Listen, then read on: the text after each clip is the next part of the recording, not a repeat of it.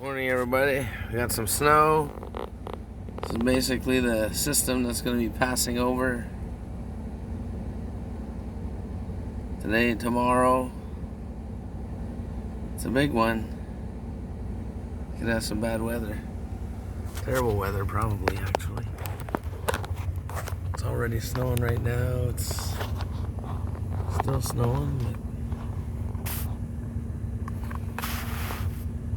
but not as bad, I guess.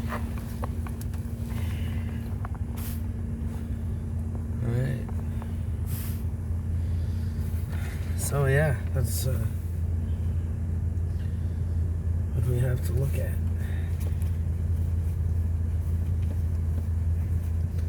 Hopefully everybody is careful, safe, and no injuries, but obviously that's not going to be the case.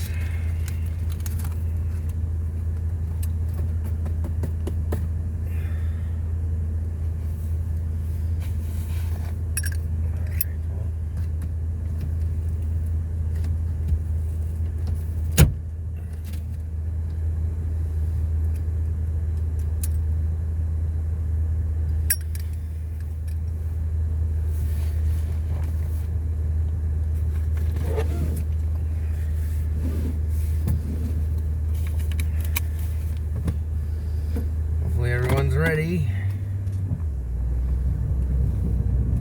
for this big storm we're gonna get.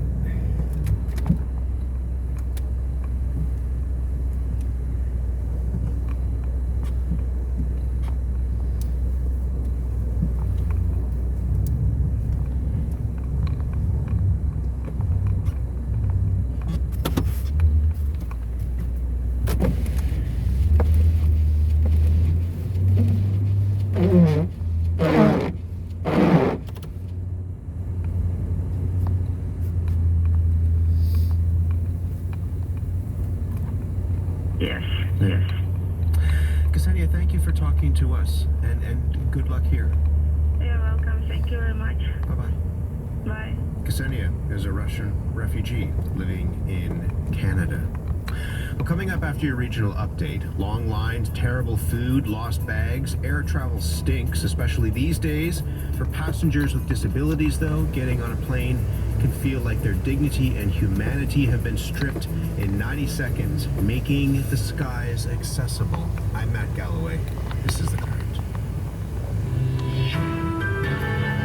Good morning. With the latest from the Sudbury newsroom, I'm Angela Gemmel. The jury in the Renee Sweeney murder trial will begin hearing evidence at the Sudbury courthouse this morning. Sudbury police arrested Stephen Wright 4 years ago and were confident they had the person responsible. He's been behind bars since then, awaiting his trial, which has been delayed several times. While the court has heard some of the evidence police have against Wright, it has been covered by a pre-trial publication ban. That is expected to change this morning with the opening statement from Crown prosecutors to the jury of 14 earlier this week. The trial is scheduled to last for the next 6 weeks. A group of volunteer teachers in Sudbury is making sure new Ukrainian refugees can learn English. They've started hosting classes 2 nights a week. The classes follow the federal curriculum for newcomers to Canada called LINK. But LINK only has daytime classes, and many Ukrainian newcomers work during the day. Terry Ketch is one of the volunteer teachers. He says they have about 30 students at all levels, some advancing quickly. Ketch says LINK has recently provided funding for the evening classes to continue until June. There is an extreme cold warning for Kapuskasing, Hearst, and the James Bay coast. Light snow for much of the region, highs from -8 to -21.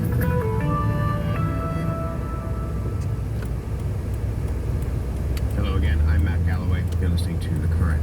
You know that air travel can be stressful for just about anyone. For passengers with disabilities, though, there are extra challenges. For one, airlines don't allow mobility devices to be taken into the cabin, and that means checking wheelchairs in cargo. Mayan Ziv is facing that reality this weekend. She's heading to the United States to speak at a conference. Last year, her wheelchair was damaged on a flight, and since then, she's been calling for changes to the industry. Mayan Ziv is the founder and CEO of Access Now. Mayan, good morning. Good morning, Matt. What happened to your wheelchair when you flew to Tel Aviv last year? Well, I fly often, and it is something that is always super stressful for me as a wheelchair user because I never know what I'm facing. And on this specific flight, it's a long flight, it's over 10 hours. When I got to Tel Aviv, no one came and told me anything, but when I arrived, I saw that my wheelchair was literally folded in half. It was completely damaged. It was just one of the most terrifying experiences I've had in a long time in air travel, and it just made the whole trip impossible, and I'm still dealing with the consequences of that. What was it like when you saw the chair, as you said, folded in half? My wheelchair is very much an extension of my body. And so this is something that I use every single day of my life. It is what gives me mobility and independence, and it gives me confidence. And when my wheelchair was damaged and so carelessly, it really just made me feel like I was personally attacked. It felt like, I wasn't valued, that my independence wasn't important to the airline. And, in general, I was just devastated. I was also extremely angry because this happens all the time. Can you just, for people who might not understand that, can you just explain a bit more? You say that the chair is an extension of your body. It's not just a thing. It's not just a mobility device, right? It's more than that. Like I can go out, and buy one off a shelf. My wheelchair is extremely custom. It is the thing that allows me to literally live my life from A to B everywhere I go. It's very much like my legs, and without my wheelchair, which has been designed, so carefully over so many hours and years to fit exactly the dimensions of my body, support me in specific ways.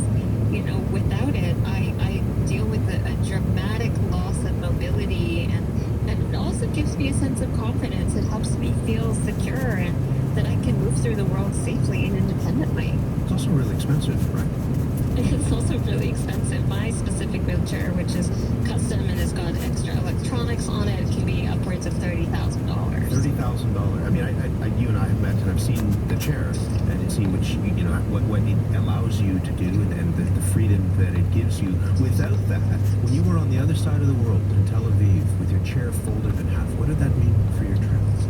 Well, the issue is that there's no beautiful protocol of just everything working seamlessly. When a wheelchair is broken like that, or any mobility device is lost or damaged by an airline, the person like myself, it deals with tremendous consequences, from physical pain to, emotional grief and trauma. Like I was devastated and quite frankly in shock for many hours. Just so frustrated and angry, and I had no idea, what to do. I was there on a trip because I was working, and I was excited to show up at a conference and engage with people, and, all of that went out the window. I went into crisis management mode. What did Air Canada say about, they will offer, airlines will offer statements and offer some, sympathy, and there's a protocol if you lose luggage, for example. I'm not comparing your wheelchair to luggage, but I just wonder what they said when you presented them with this issue. So, I unfortunately have been through it before. I've had other wheelchairs broken in the past, so I knew to go, straight to the claims desk at the airport and fill out a claim. Later on, I got an email from Air Canada. The first email I ever got from Air Canada came from, luggage claim department, basically saying, sorry for the inconvenience. Here's $300 as an e-voucher for your next flight. As though you'd lost golf clubs on a flight or something. Exactly.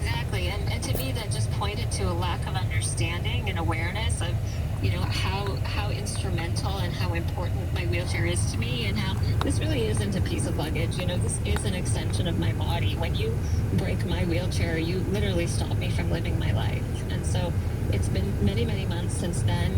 We've been working on building a new wheelchair, which Air Canada is paying for. But I just feel like, there's nothing stopping this from continuing to happen. Since my story came out, there have been many, many others. In the States, it's roughly 29 wheelchairs a day that are being damaged. And so unless we see actual action from government, or airlines stepping up, we're not going to see any major changes yet. I want to get to that, and just hang on the line because I want to bring somebody else into our conversation. David Lyons-Black is a travel agent with Flight Center, specializing in barrier-free and accessible travel. He also uses a wheelchair. David, good morning to you. Good morning. Maya just said that in the United States, upwards of 29 wheelchairs a day are damaged from your... What you know, how common is this sort of story? Well, it's very common, and I agree with you that there needs to be accountability, right? And 29 chairs is too many, if you ask me. One's too many. Has this happened to you personally? I've had it happen to me. I've had it happen to clients. Mine, I use a manual chair. What happened to me is my front caster got broke. But I was able to be proactive and get it fixed myself because I always travel with spare parts with a manual chair. You're able to do that, right? You have to travel with spare parts in case something is broken. Yep. And if you didn't have that spare part, I mean, we've just heard from Maya, in some ways, she says that it's an extension of her body and she loses her independence. What would that have meant for you? The same thing. It's like, it is an extension of our body. It's our legs. It's how we get around, right? So, in your work as somebody who is helping people move around the world and travel to various places, what do you say to travelers? But do you tell them that they need to travel with spare parts? What else do you tell them to try to avoid these sorts of situations? Well, I do tell them, I tell them to be prepared, be prepared to be saying to the people at the gates and the airlines, like, hey, no, like my chair does not fold up. Like everybody thinks it folds up like a hospital wheelchair. It does not. It's a solid frame. It does not fold up. I've seen employees try to fold up. I'm like, no, it does not fold up. So you have to be proactive and tell them this too. And I try to offer my clients as much information as possible, either a manual chair or a power chair. But in some ways, it's out of their control, right? I mean, they turn that chair over to the airlines, and once it's in their control, they don't have any say over what happens to it. Correct. Mayan, we asked Air Canada for comment on this, and they sent us a statement that reads in part, in 2019, our last normal pre-pandemic year, about 1.38% of our customers, or 710,700 people, were in a wheelchair and required boarding or deplaning assistance. The vast majority of these customers traveled normally. What is your response to that? Oh my goodness. Okay, well, so I can't even begin to say how many issues there are with that statement. As you even just expressed, the concept of traveling normally is a totally ableist statement. And beyond that, now let's say we weren't talking about people with disabilities. Let's say we were just talking about passengers without disabilities. Imagine if Air Canada had said, all of our customers travel normally. Once in a while, when they get off a plane, we injure their legs beyond the ability for them to leave the airport or walk. How is that an okay statement? How is it ever acceptable to hurt someone's means of mobility, to strip them of their independence, to cause them so many difficulties and healthcare issues? If we were talking about people with disabilities, this would be such a severe story that the airline would have to respond immediately. The fact that the airline even feels comfortable to make a statement to say, usually we're fine, once in a while we screw people with disabilities over, is not acceptable in my means, and I don't think it should be for anyone. What does that tell you about the state of accessibility in 2023? I mean, is it beyond airlines? It's just the larger issue of how we as a society look at accessibility.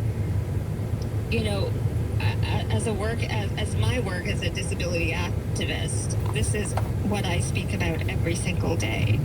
And I can tell you, we are seeing progress. Sounds like a terrible story.